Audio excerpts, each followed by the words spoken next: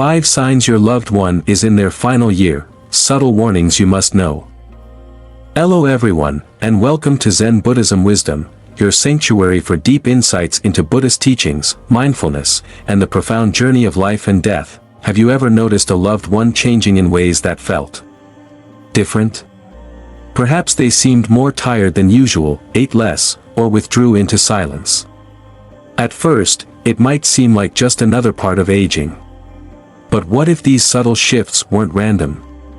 What if they were the body's quiet way of preparing for its final transition? Death is often thought of as sudden, an unexpected event that arrives without warning. But the truth is, the body rarely leaves without a farewell. Long before the final breath, there are signs, whispers of impermanence that, if we learn to recognize, can help us navigate this sacred transition with wisdom and compassion. Today, we're diving into a profound and often overlooked topic, the 5 subtle signs that life is reaching its final year. These signs may seem small at first, but they hold deep spiritual significance. By understanding them, we can provide comfort, dignity, and presence in the last chapter of life, not with fear, but with peace and acceptance. So stay with me until the end, because we won't just explore these signs, we'll uncover how Buddhist wisdom can help us respond with love, presence, and understanding in life's most delicate moments. Let's begin. 1. Unexplained weight loss. As life reaches its twilight, the body begins to speak in whispers, subtle yet undeniable signs of departure. Among them, unintentional weight loss is one of the most poignant. It is not merely a symptom but a quiet farewell, a gentle unraveling of the body's ties to the physical world. History has shown us this time and time again. Consider the final days of Siddhartha Gautama, the Buddha himself. After decades of teaching, his body, once strong, became frail. His disciples noticed his diminishing frame, yet his presence grew ever more luminous. In his last moments, he lay between 2 sal trees, serene and accepting, his body relinquishing its last ounces of weight as if shedding the final burdens of existence. This was not suffering, it was transcendence, a return to the formless from which all things arise. Similarly, in the annals of history, we find Leonardo da Vinci, who in his later years lost much of his physical strength, yet his mind soared with undiminished brilliance. Those who visited him described a man who ate little but whose spirit remained insatiably curious until his last breath. It was as if his body was dissolving, leaving behind only the essence of his genius. In Zen, this process is seen not as decline, but as a natural unfolding. The body is like a candle nearing the end of its wick, its light flickers not out of weakness, but because its purpose has been fulfilled. The great Zen master Bankei, in his final days, refused excessive nourishment, saying, "The moon does not grieve when it wanes, nor does the river mourn when it meets the sea." For those witnessing this change in a loved one, the instinct may be to resist, to urge them to eat more, to hold them closer as if doing so could halt the inevitable. But nature teaches us otherwise. The autumn leaf does not cling to the branch out of fear, it lets go with grace, trusting in the rhythm of life. Instead of focusing on what is being lost, embrace what remains, offer comfort, presence, and kindness. A hand held in silence, a room filled with warmth, a voice speaking gentle words. These are the final gifts we can give. For in the end, weight loss is not merely the fading of flesh, it is the soul's quiet ascent, the moment when the temporal dissolves into the eternal. 2. Extreme fatigue and weakness. Fatigue in the final stage of life is not mere tiredness, it is the body's whispered surrender, a retreat into stillness as it prepares for its last great transition. It is a shift as ancient as time itself, seen in nature, history, and the wisdom of those who have walked this path before. Consider the final days of Mahatma Gandhi. A man who once walked miles daily, leading a nation toward freedom, grew too weak to stand for long. His body, worn by fasting and years of self-discipline, demanded stillness. Yet, in those moments of extreme weakness, his spirit remained unwavering. He spoke less, but his words carried more weight. He moved less, but his presence filled entire rooms. Fatigue, in his case, was not a defeat, it was the body making space for the soul's last offerings. in Zen tradition, this slowing down is embraced, not feared.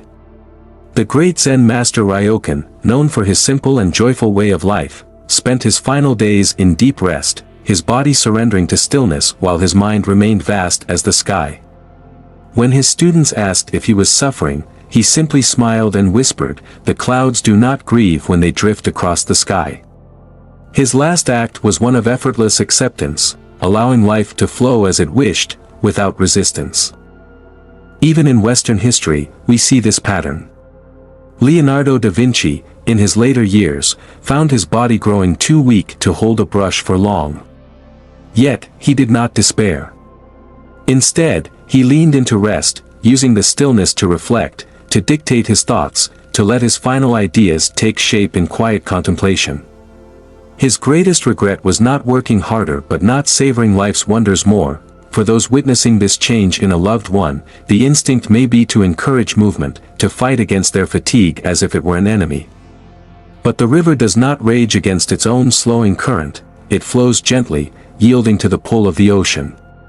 The body, too, knows when to conserve. When to step back from the noise of the world and sink into the silence that precedes eternity, instead of pushing for more wakefulness, more activity, more engagement, offer comfort. Ensure their surroundings are peaceful. Speak softly, or not at all. Sometimes, presence alone is the greatest gift. In their stillness, they are not losing life. They are preparing to merge with something greater than all of us. 3. Cognitive confusion and emotional withdrawal. Cognitive confusion and emotional withdrawal are not signs of mere forgetfulness, they are the mind's way of loosening its grip on the physical world, preparing for the unknown beyond. As life draws to a close, the walls of logic, time, and self begin to dissolve, revealing a landscape where the past and present intertwine, where the living and the departed seem to coexist. Consider the final moments of Thomas Edison, a man whose mind had once illuminated the world with invention. As he lay on his deathbed, weak and slipping in and out of awareness, he suddenly opened his eyes, looked around the room, and whispered, "It is very beautiful over there." His words, seemingly spoken to no one present, hinted at a vision beyond ordinary perception. Was it the mind conjuring its final dream? Or was it something deeper, a glimpse of what awaited? The great Zen master Ikkyu, known for his unorthodox wisdom, once wrote, "We come, we go, but where do we truly arrive?" In his final days, he spoke less and meditated more, retreating into silence, as if listening to something beyond this world. When asked why he no longer gave teachings, he simply tapped his chest and said, "The greatest lesson is already unfolding." Even in history, we see this shift in the minds of those near the end. Harriet Tubman, the fearless abolitionist, spent her last hours surrounded by family, murmuring words of comfort as if speaking to those long past. With her final breath, she uttered, "Swing low, sweet chariot." Was it a hymn, a memory, or a welcome to the next journey? For loved ones witnessing this change, the instinct may be to correct, to reorient, to remind. But in these moments, logic matters less than presence. If they forget your name, remind them not with words, but with touch. If they speak of the departed, do not argue, listen. If they withdraw into silence, sit beside them. As the Zen master Dogen once said, "Do not disturb the ripples of a still pond." The mind, like water, knows where it is flowing. Even in confusion, even in fading awareness, something within them is finding its way home. 4. Frequent infections and slow healing. The immune systems fare well. Throughout history, even the strongest among us have eventually faced the limits of the body's resilience. Wounds that once healed with ease now linger. Simple fevers become insurmountable.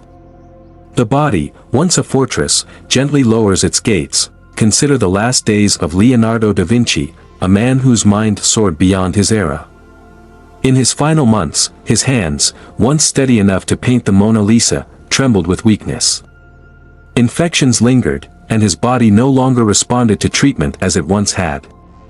Yet, instead of resisting, he spent his last moments reflecting, whispering to his apprentice, "As a well-spent day brings happy sleep, so a well-used life brings a happy death." He did not fight against the inevitable, he embraced it.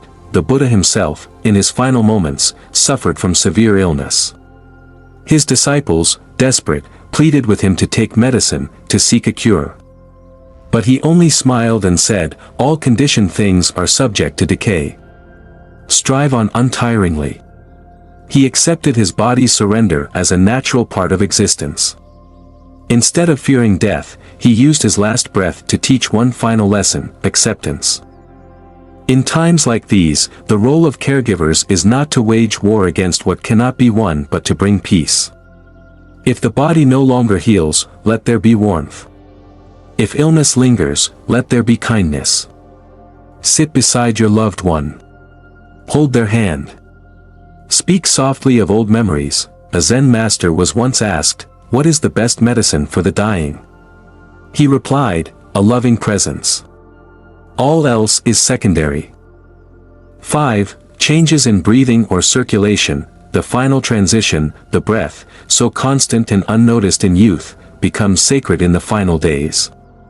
Each inhale grows shallower, each exhale more fragile. This is the body's quiet surrender, a gentle fading into stillness. The great philosopher Socrates, in his final moments, accepted the hemlock cup with unwavering calm. As the poison took hold, his breath slowed, his limbs grew cold, and yet he continued to speak with clarity. He reminded his followers that death was not to be feared, only understood. His last words, "Crito, we owe a cock to Asclepius. Pay it and do not neglect it," were a quiet acknowledgement that death, like healing, is simply another transition. Centuries later, the legendary samurai Musashi Miyamoto spent his final hours seated in meditation, his breath slowing with the rhythm of the wind outside. His students gathered, waiting for a grand farewell, but he only closed his eyes, exhaled, and departed in perfect stillness. No resistance, no fear, only a seamless return to the flow of existence. The Buddha himself spoke of the final breath as the ultimate teaching. As his disciples wept, he lay beneath the sala trees, his breath growing lighter, his skin paling. He reminded them, all things are impermanent.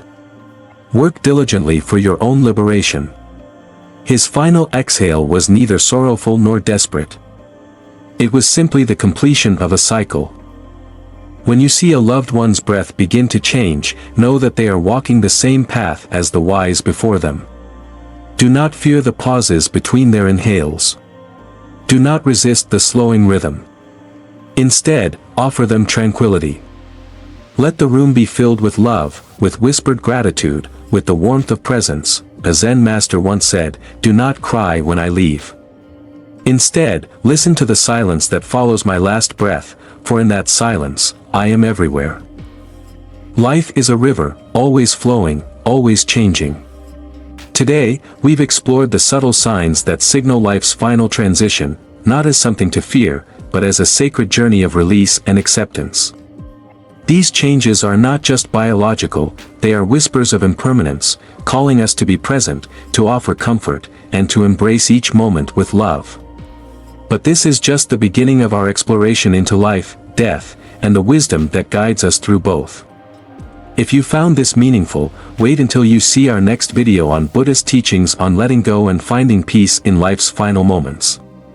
There is so much more to uncover, and I invite you to continue this journey with us. Now, take a moment to reflect. What does it mean to truly be present for a loved one nearing the end of life? Share your thoughts in the comments below. I would love to hear from you. And if you haven't already, join our growing community by subscribing to Zen Buddhism Wisdom. Let's walk this path of mindfulness and understanding together. Life's final breath is not an end, it is a return. Let us walk this path with peace, love, and grace.